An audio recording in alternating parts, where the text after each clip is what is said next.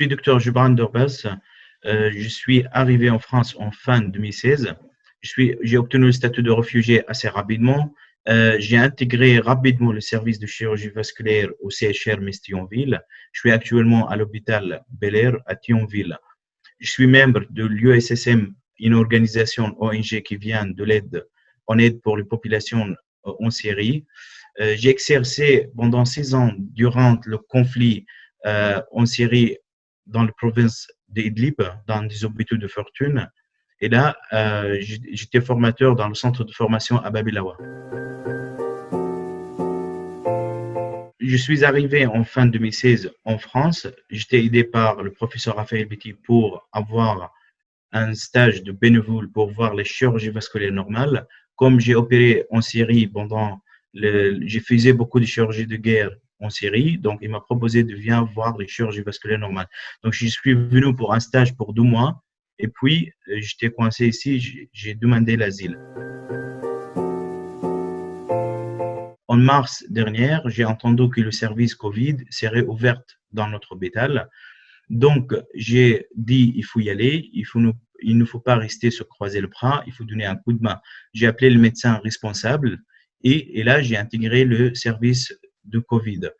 Donc, notre travail, c'était de soigner les patients dans les services de cohorting. Donc, c'est au niveau de l'urgence, les collègues, ils font le tri. Ça veut dire qu'ils choisissent les malades qui ont Covid positive, il fait les tests, il fait le scanner thoracique et puis il dirige les patients dans des services cohorting, des services de Covid. Et nous, là, on s'occupe de ces patientes. Et comme médecin, c'est normal qu'ils aillent soigner les malades à l'hôpital. Et dans cette situation de crise qui traverse la France, c'est un devoir de participer avec d'autres médecins pour se payer que m'accueillir avec ma famille.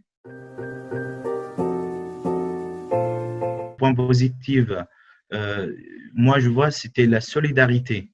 Donc il y avait énormément de solidarité, d'abord entre l'équipe médicale soignante.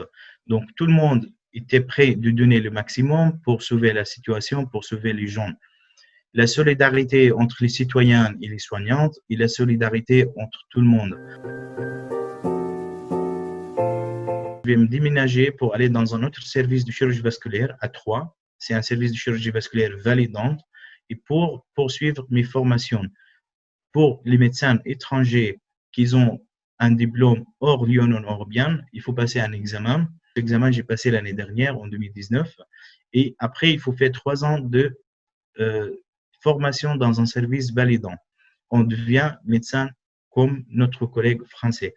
Le deuxième projet, pour tous les réfugiés qui parlent le français, qui ont bien intégré la société française, il faut demander la naturalisation, deviennent des citoyens comme tout le monde.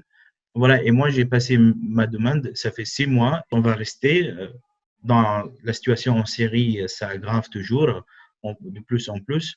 Donc notre enfant, ils sont là, dans l'école, il apprend le français.